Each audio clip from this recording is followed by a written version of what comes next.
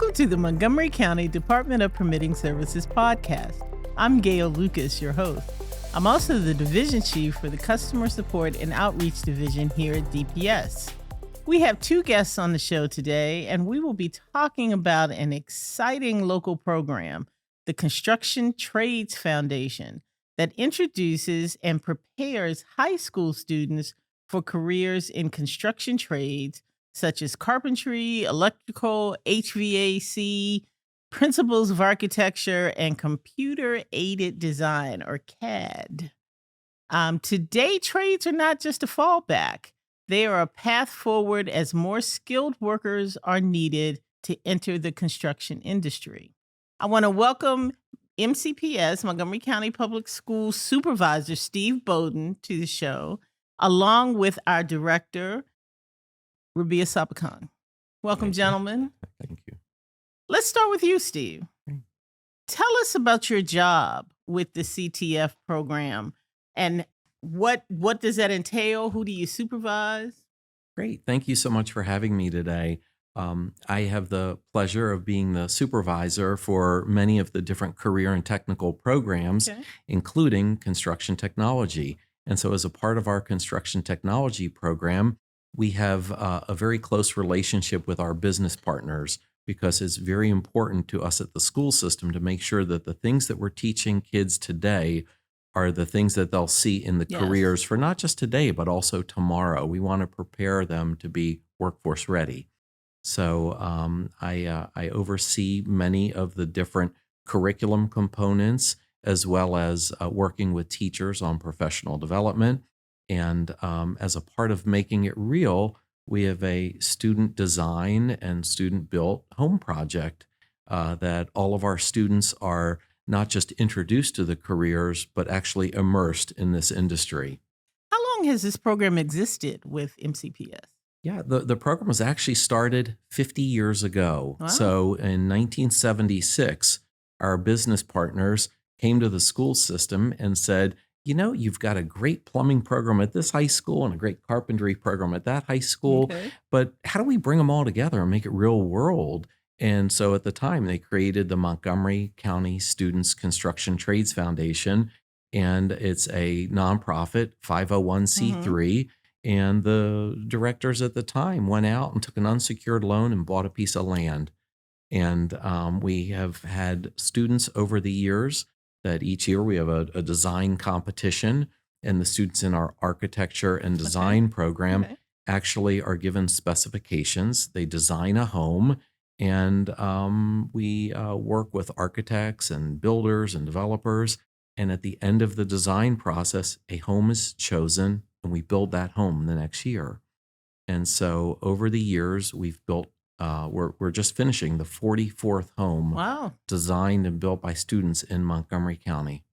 And FYI, DPS issues the permits for those houses. We do. We work with your program. Yeah, not only does DPS work with overseeing to make sure that we're doing things correctly when it comes to the design component, but there are also active participants and partners when it comes to our board of directors. I thank Mr. Sabbakhan for being on our board of directors. And we also have a wonderful relationship with the inspectors because it's very much our intent to teach kids how to do things correct the first time.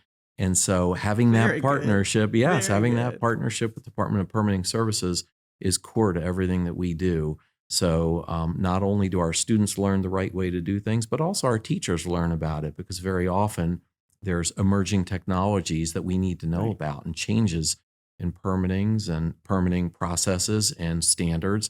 And so I feel like we're on the cutting edge of that in terms of sharing that with our students, our instructors, and we are grateful for the contributions from DPS. We're going to come back to that because I'd like to know how the program has evolved over 50 years, particularly with new technology and how you're integrating new technology. But first, Director Sabbakhan, Robbie, you're on the board of CTF.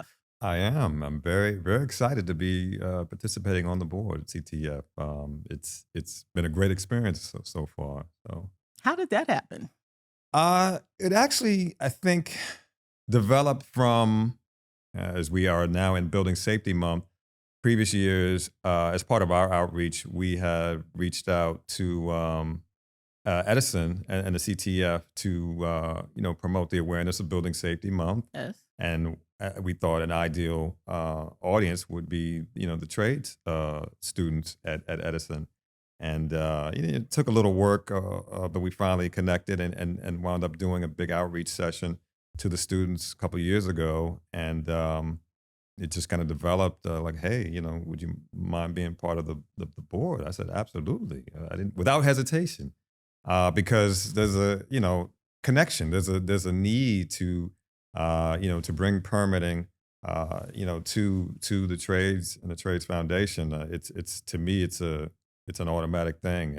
It needs to happen. So just to bring about the awareness for permitting, because it's one of those, we're in the construction industry. Yes. But as I found, it's just not promoted. People don't really understand what it's Right. really about until Right. they, have to deal with an inspector or deal with, a plans examiner. But when you can be proactive and and make that awareness known, I think it makes the whole process for everyone easier. But just the overall experience with the CTF is great for many reasons. We have to connect to our younger generation for the workforce. I don't know if you were part of the HR annual meeting a couple of months ago, where it was revealed that the demographic, they showed the analytics, all departments they meet, one-on-one, and DPS, it was kind of startling to see. We kind of knew, but to see the breakdown of our demographics, 2% DPS, that is between the ages of 20 and 29, and the overwhelming majority of our staff are at or approaching retirement age. And yeah, we have to do something. And this is one avenue, one opportunity to make the connection so that we can start getting that workforce kind of diversity that's we need, that's more reflective of the county.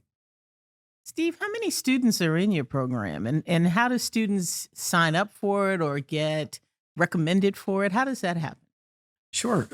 Students from across Montgomery County are eligible to apply for one of our programs. We have two locations, one at Thomas Edison High School of Technology in Silver Spring, and the second location is Seneca Valley High School in Germantown, Maryland. And so between both of the schools, we've got about 564 students studying construction technology this Okay. year. Okay. And we have noticed a trend, and over the past 4 to 5 years, every year we have an increased interest and demand to serve students in this industry. And so we have more students signing up than we ever have had. And I think that there is as you started off with, a newfound respect for the importance of being not just college ready, but also being career ready. Right. So it's very important to us in Montgomery County Public Schools that we introduce students to career opportunities at a very young age. Because if students are able to determine what they're good at and what they have an aptitude and interest in, Mm-hmm. they're able to study it and be much more efficient with their studies once they graduate. How many kids leave high school and say, I'm going to college, but they really don't know what they're good at? Yeah. So this gives them the opportunity to try things and find out if they really love it, or just as importantly, this isn't for me, and that's okay. And so that's part of the whole project of immersing students, not just in an awareness, but immersing them into this project so that they're able to try things and master them. Who are your teachers? Who's teaching these skills? Pretty amazing people. These are people who, for the most part, have been in the industry. Okay. Master plumbers, Okay. master carpenters,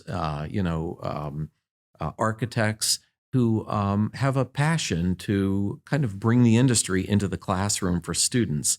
And so they're not just masters in their skilled area, but they're also certified teachers. We work with them on the teaching pedagogy needed to teach our Okay. youth from today. And Okay. so they're certified teachers, and they, we feel it's very important that if a teacher is going to teach a student to work towards an industry credential, that they themselves possess that credential and have Sure. the expertise Sure. to teach that skill. Robbie, how does DPS work with this program? You're on the board. What else do we do with this program? Well, from the standpoint of being on the board, I think it's important. It's very valuable to have, someone. It doesn't have to be a director, but having somebody that's involved in the happenings, the needs of the foundation, I think is critical. If we talk about being partners. To me, that's a tremendous way of showing that partnership, that Okay. living that concept, and understanding what that foundation's needs are and how we can assist. And we can help promote, through our outreach and awareness. But even the basic stuff, our basic functions like in inspections. I was just thinking, like, we're stewards again, being in the construction industry, and imagine a student working on, this house 44 that's underway or near completion. Imagine, and our inspectors are really the first, is typical, the first that have interaction with a lot of our, Right. trades. Sure.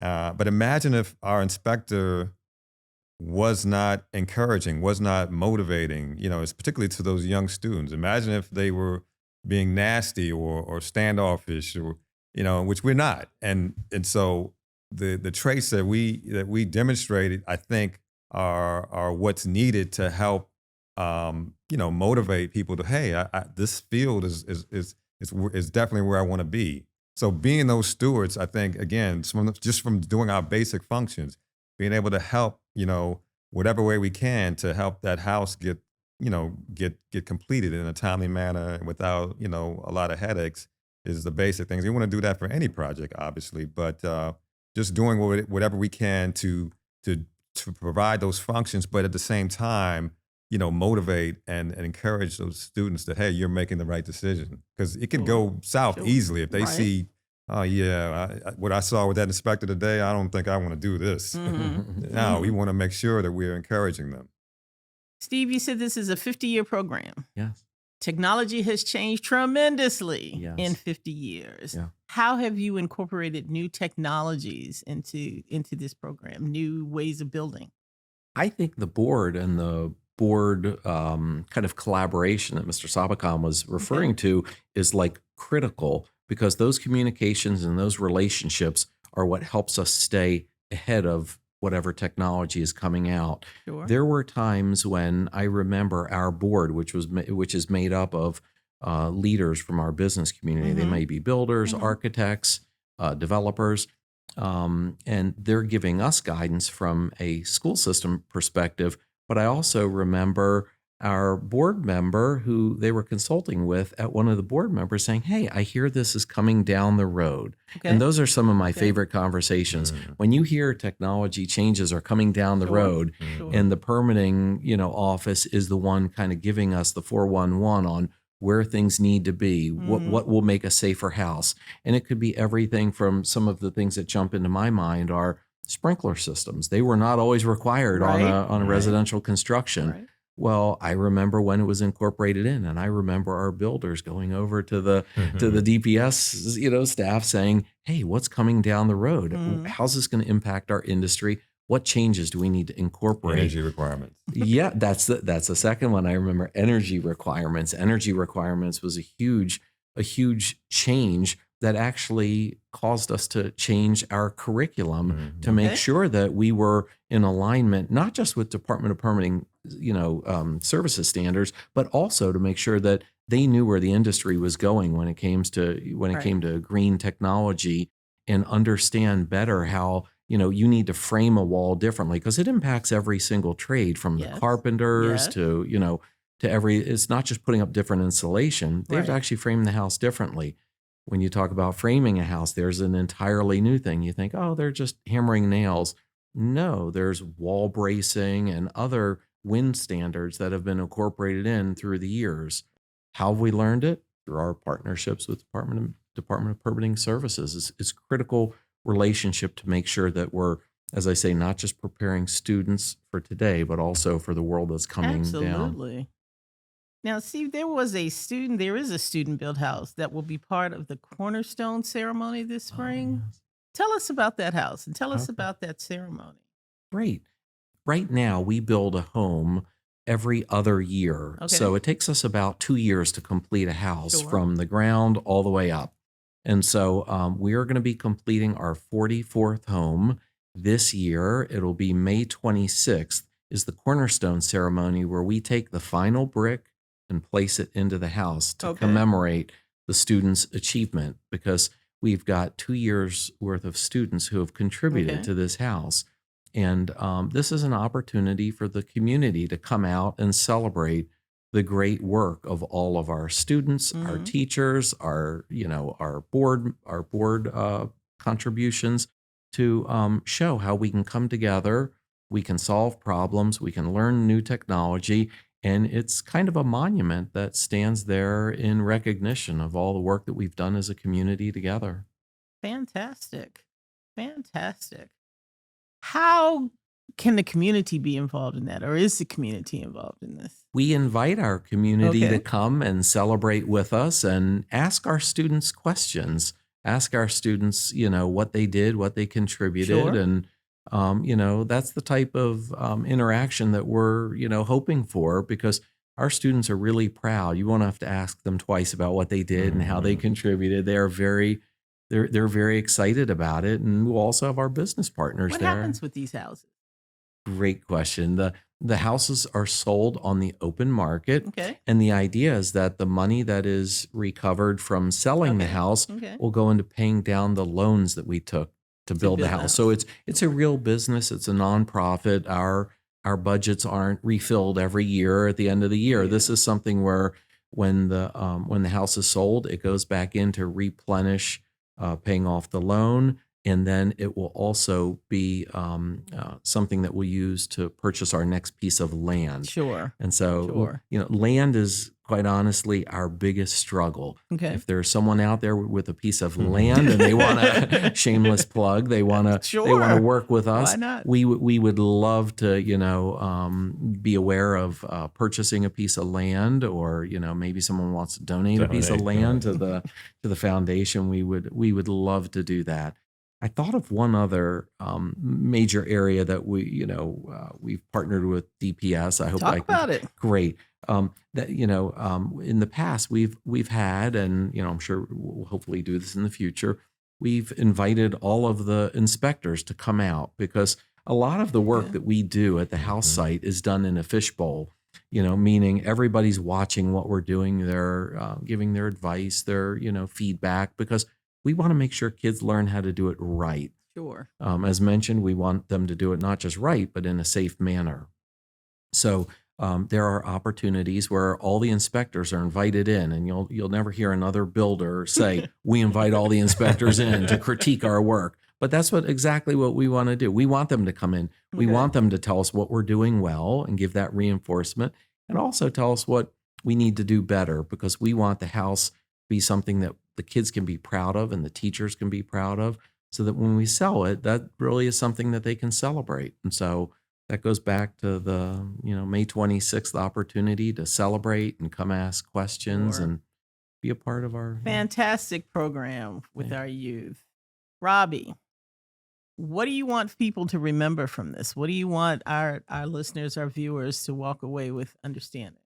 Well, I certainly want everyone to know that DPS lives up to its, you know, project partner,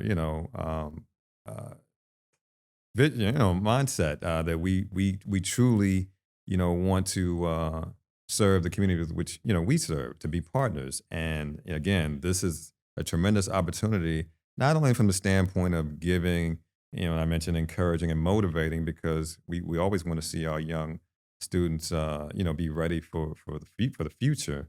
But this is just an opportunity for us. It could be a two-way street. Really, I have envisions of creating an apprenticeship program at some Sure. point. When Sure. permitting, as has been done. I think Hartford County actually started the nationwide program with ICC a few years ago here in Maryland. So let's try to tap into that. And Steve mentioned forging those relationships. That's really where it starts. I think the opportunities are endless when it's all said and done. We'd like DPS to through those coalitions and relationship building, create something truly special within, our own county. We can tap into, the pipeline of talent and Sure. not have to necessarily recruit nationwide. We've got our talent right here. Right. So that's really the vision. We definitely want to make sure that people see that DPS is working, within our community.